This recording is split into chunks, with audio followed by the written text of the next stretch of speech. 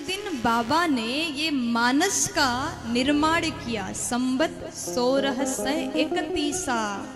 संबत समझते हैं ना? समझ रहे हैं कि नहीं? अभी कौन सा संबत चल रहा है, किसी को पता है? बताइए।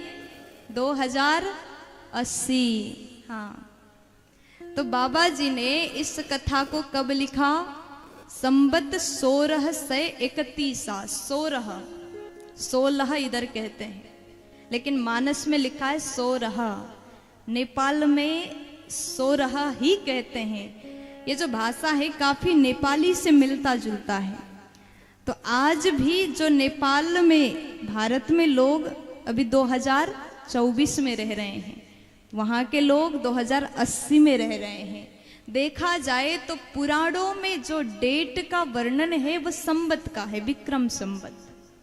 लेकिन हम लोग अंग्रेजी डेट को मनाते हैं, न्यू ईयर सेलिब्रेट करते हैं। लेकिन करना क्या चाहिए? नववर्ष कब आता है? चैत्र महीने का जब अंत्य होता है, बसंत में सुंदरता दिखाई देता है, प्रकृति नवनीत होती है, दुर्गा जी का हम पूजन करते हैं, राम जी का जन्म होता है, तब नव वर्ष मनाया जाता है। अब अभी चल रहा है 2080। मानस निर्माण हुआ 1631 में। अब बताइए कितने वर्ष पुराना है? घटाइए। 2080 से माइनस करो, कितना हुआ? मैथ कमजोर है क्या?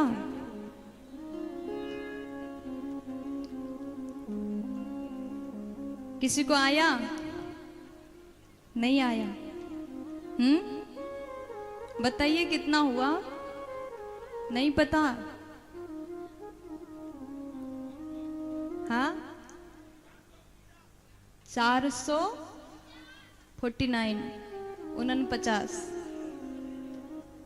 449 साल व्यतीत हो गया। और ये निर्माण तिथि कौन सा है? नवमी भौम 12 मधुमासा, अवधपुरी यह चरित प्रकाशा।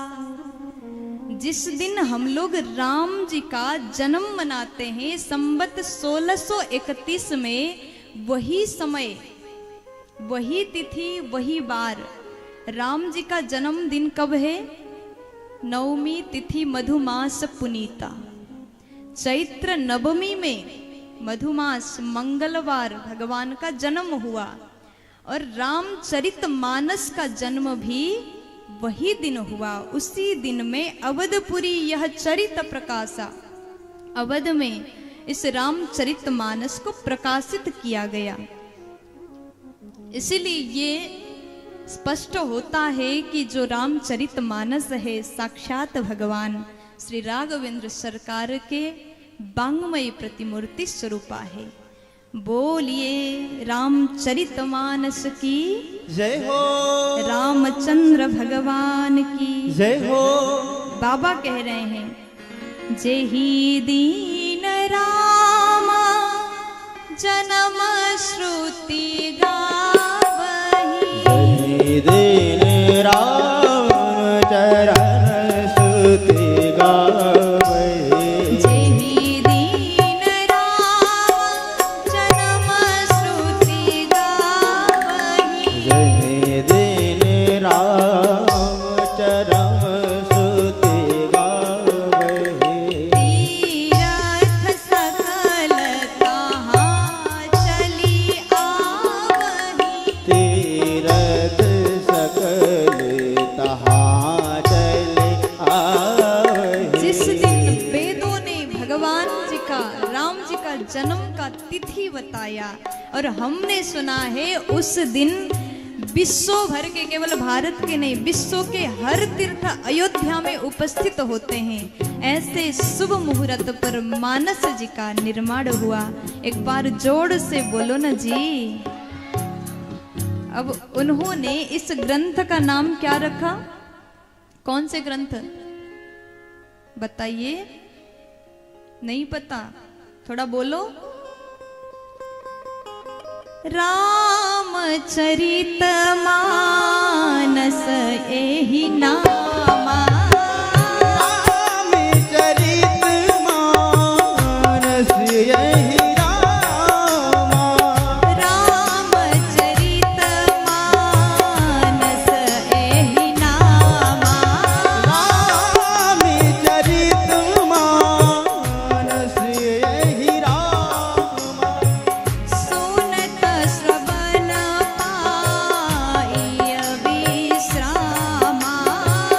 सुनत श्रवण पाए विश्रामा। सुनत श्रवण पाइय विश्रामा।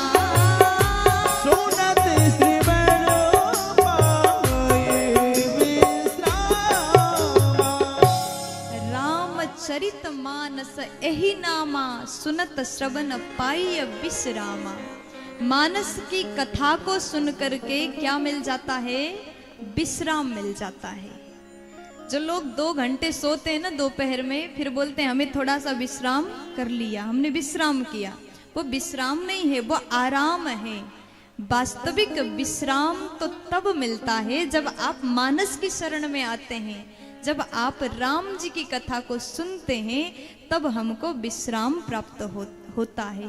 ये विश्राम किस किस को मिला? भोलेनाथ को विश्राम मिला। कैसे?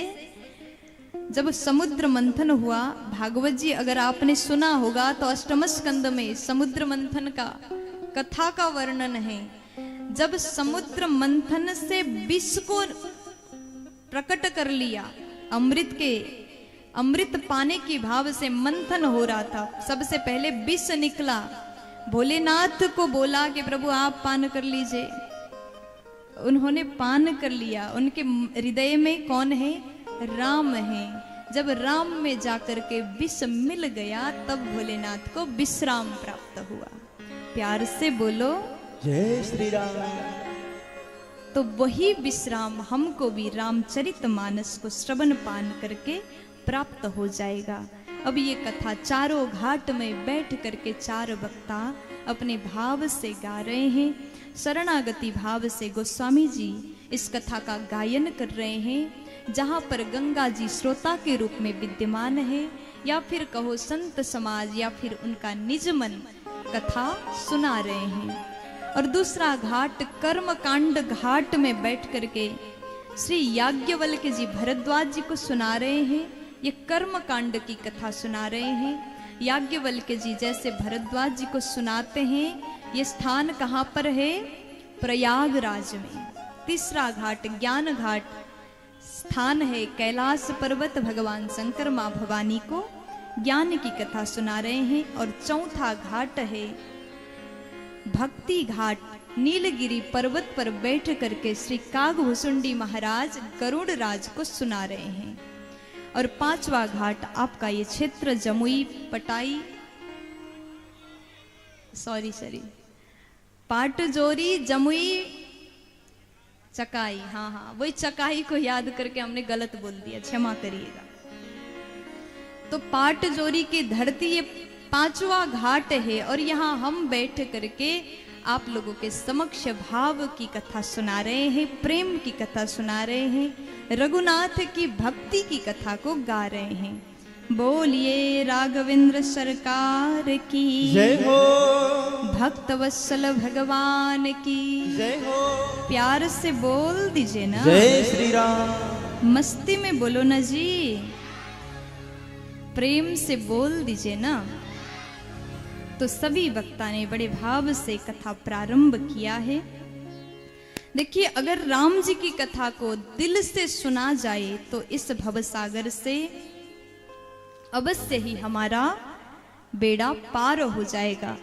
84 लाख योनियों में भटकने के बाद एक बार मनुष्य जन्म हमको मिलता है, लेकिन कथा में बैठ करके भी हमारा मन बाहर गया है, दिल हमने कहीं और लगाया।